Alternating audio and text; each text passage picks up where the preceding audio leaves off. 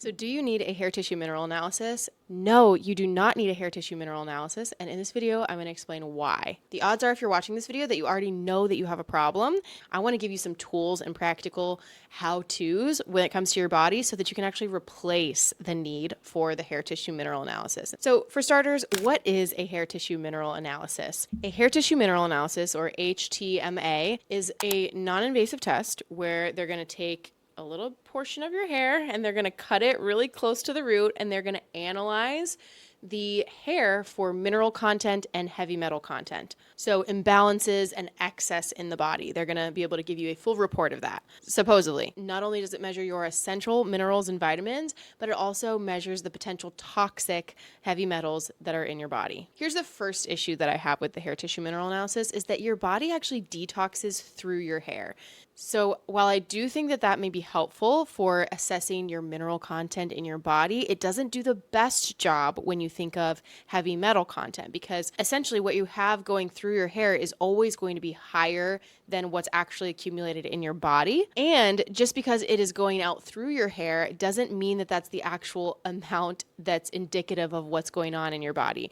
Very well, your detox pathways could be working really well and more of it could be going out through your hair, or your detox pathways might not be working well and less of it could be coming out through your hair, and you're reading that test as an indicator of what is completely in your body or not. That's why I don't think it's super helpful. Another caveat to it is that it will often report less toxins than are in your entire body because your body stores toxins in fat tissue, not just in your hair. There are plenty of other places in your body that store toxins, that store heavy metals. For example, parasites actually eat up and consume heavy metals. So a vast majority of our heavy metal content that is in our gut gets eaten up by pathogens. This is actually what feeds them. This is what causes them to grow out of control. This is why you can't actually have a very effective gut healing protocol without also addressing heavy metals. But I would argue that only a portion is actually going out through your hair. And very likely, if you have heavy metal toxicity, which a lot of us do in this day and age, then very likely it's going to be showing up in fat tissue, in parasites, and pathogens that are residing in the gut.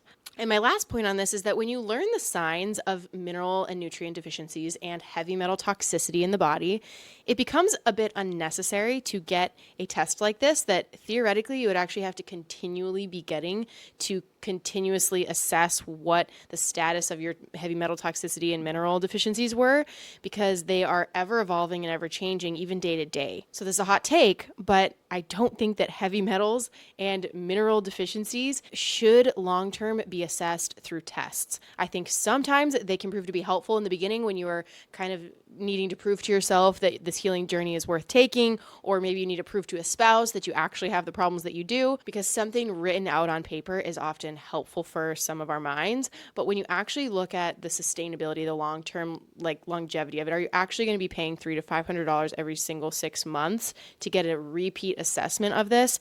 And if so, what about the in-between period of time when I would argue that it would be really helpful for you to know the signs and symptoms yourself so that you can tweak your protocol and make the most effective changes for your health in the meantime. And all in all, like I just said, tests I think do a subpar job of often indicating what the problem actually is, but they do absolutely nothing to fix the problem. And so people are throwing tons of their money at tests like this, and this is going to bother a lot of people, but that's not actually giving them answers. And at the end of the day, when I've got all these people in my DMs asking me what to do about their heavy metal toxicity because they got a hair tissue mineral analysis and they have no idea what to do, I'm seeing that a lot of these practitioners recommending these tests don't necessarily have the best protocols for addressing it. Sometimes people react really poorly to these protocols and they don't really have a way to gauge because they're using these one-size-fits-all approach type of protocols for both minerals and heavy metals. And it does leave a really big crowd of people. I would argue like a big chunk of people in the natural healing space, knowing a lot, but knowing very little of how to actually treat their condition. They know a lot of the nitty-gritties of how much arsenic and how much lead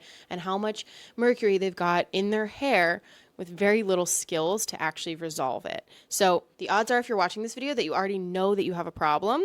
Very likely you show signs of it. You might not be aware of how to decode them, but this is what I'm going to talk about here next in this video is I want to give you some tools tools and practical how-tos when it comes to your body so that you can actually replace the need for the hair tissue mineral analysis. And again, very controversial. Some of you might want to stick with it, but for those of you who can't afford it, we're going to jump right in. So the real question I want to ask is, why do we actually have the problem in the first place? Why do we need to go and get a hair tissue mineral analysis in the first place? Very likely you're showing symptoms. You're showing some sort of symptoms, whether it be fatigue, bloating, gas, IBS-like symptoms, chronic diarrhea, constipation, mineral deficiency symptoms like maybe you're losing your hair or your skin is really dry, and you're wondering, what exact mineral do I need to isolate in order to fix this exact problem? And I want to just tell you why I think that whole process, that way of thinking, is kind of faulty.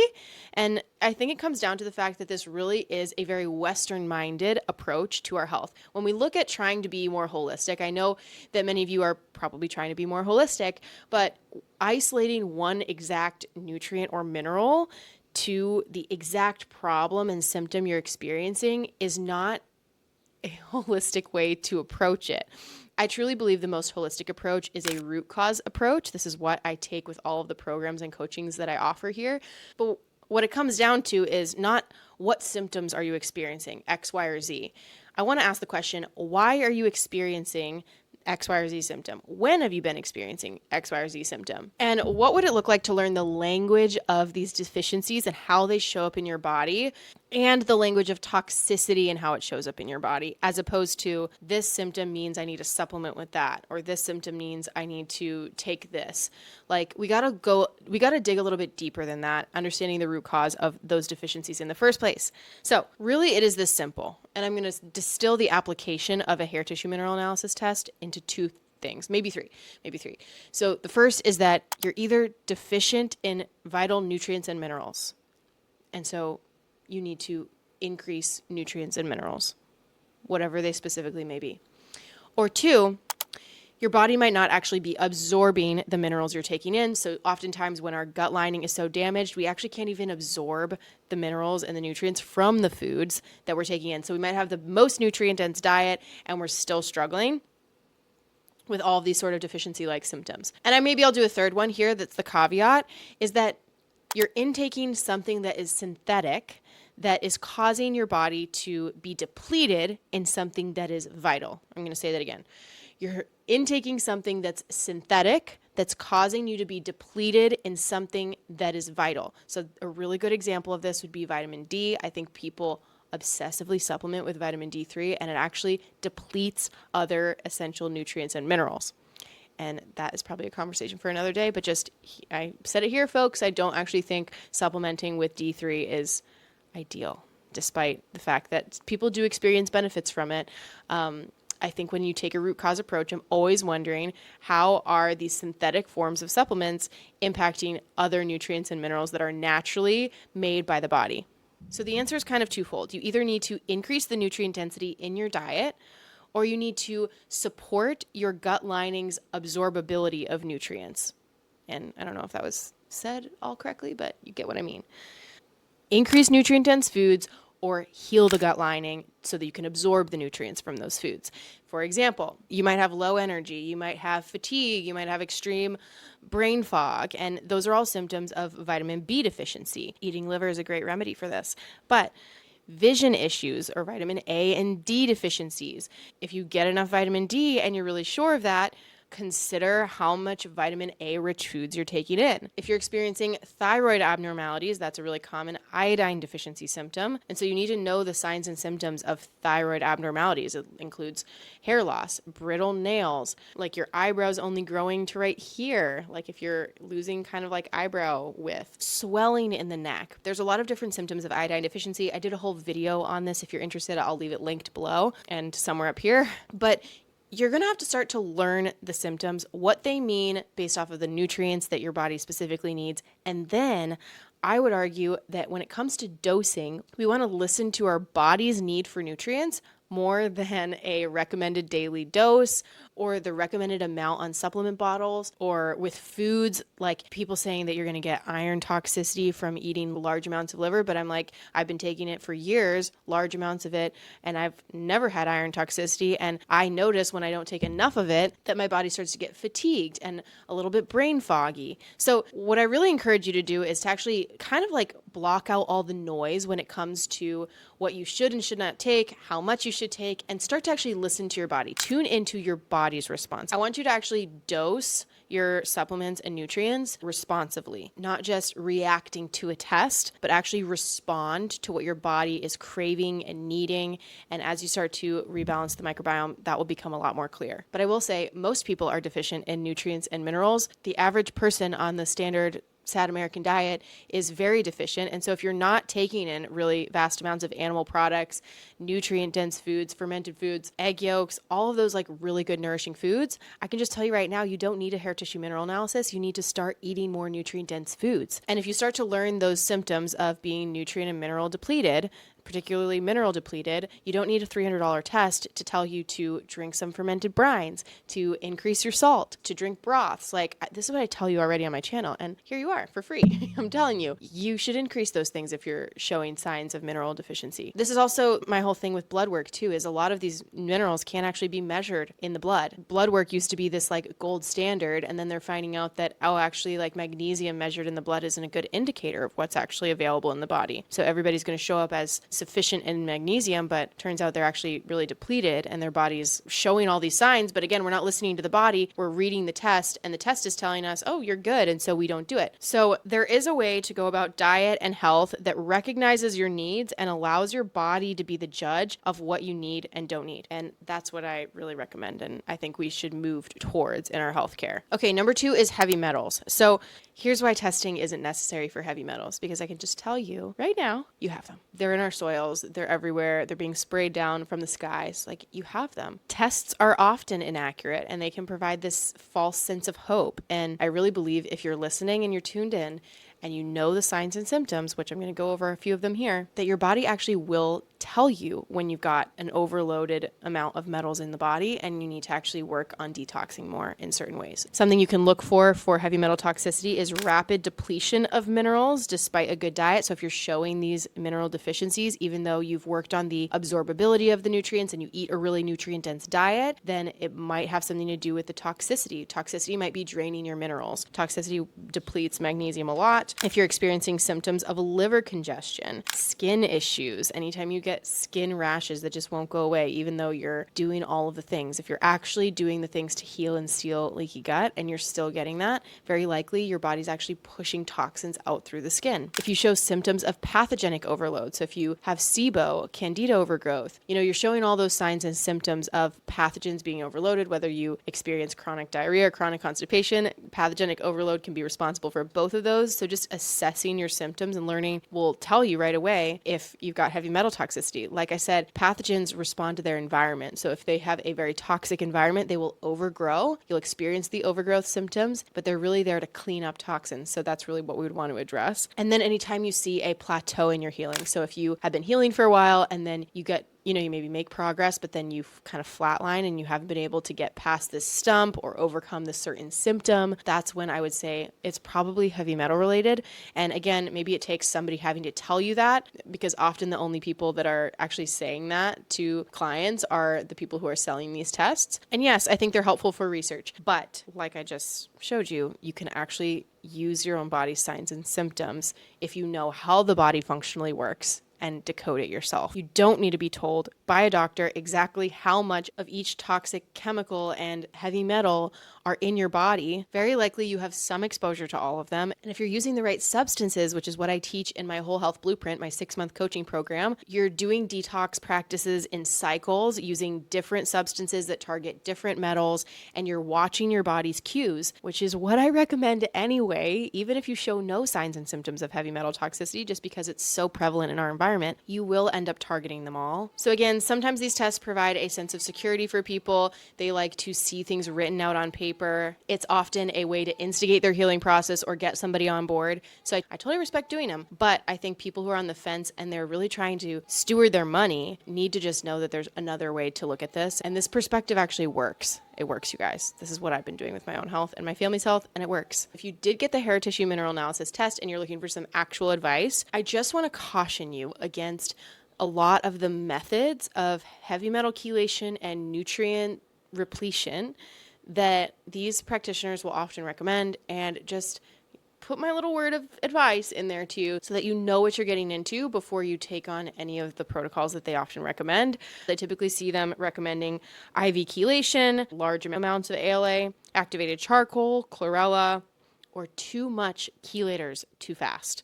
Those are like big no-nos to me. This is just often what people will recommend as kind of like a Band-Aid approach or a kind of like one-size-fits-all approach, and this couldn't be further from what I believe is truly safe for your body. So word to the wise, don't do that. I know people have gotten liver damage from doing things like IV chelation. I have an approach to heavy metal toxicity that is very likely unlike anything that you've ever heard of. If you're interested in digging deeper into it, I did make a whole video on heavy metal chelation, and you can go ahead and check that out. I take a very root cause approach, a very slow, gentle, very mild approach, and I use substances that are really, really safe. So I'll have that linked below and above. And for nutrient repletion, I would just be cautious about practitioners recommending supplements that are single nutrient supplements that isolate the mineral or nutrient.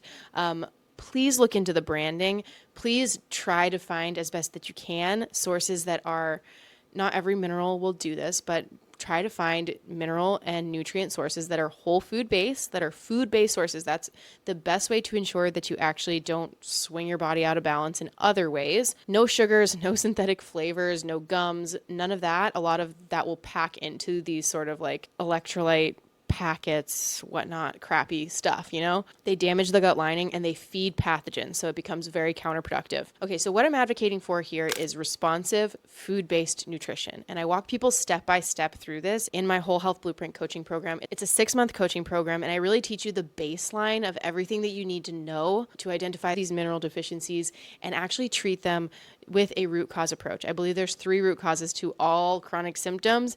And I'm just going to say this, is that if you're actually eating the right foods and absorbing them, that it's your gut dysbiosis, toxicity, and stress. The blueprint takes a holistic look at all 3 of those root causes, and my goal is to give you the tools to learn to identify these in yourself and actually dose them based off of responsive nutrition, actually listening to your body and its cues for dosing and increasing and decreasing. And there's ways to actually do that very wisely that are very research backed. So the first phase is really healing and sealing the gut lining, using food as medicine to target leaky gut and make sure your gut can actually absorb nutrients, making sure you've got a catered nutrition approach that's going to help you resolve those chronic symptoms on a gut level. We deal with gut dysbiosis, we rebalance the microbiome, we repair the tissue of the gut lining. That's phase 1. Phase 2 is really the detox phase, where we're not just going to mobilize toxins right away, we're going to make sure your drainage pathways are cleared, your detox pathways are actually functioning, and then we're going to move into mobilizing toxins only with safe and effective substances. And I'm just going to underline that. I really want to do this safely and gently, and so my approach, again, it's probably different than a lot of the practitioners out there. So, and then number 3 is to regulate the nervous system. I think nourishing it is really step 1, but then you get into rewiring your brain. There's a whole segment on how to actually change your belief systems about your body and about what your body's capable of, and how that can trickle into your thought patterns, your emotions about your body, and actually can change your biology on a cellular level, which is really cool. So if you're interested in taking a deep dive, the application for the Whole Health Blueprint is linked below. If you want to get a taste of it, I have a 3-session coaching package called the Gut Health Intensive, and it just focuses on that first pillar, healing and sealing leaky gut using food as medicine. So if you want to go in on that,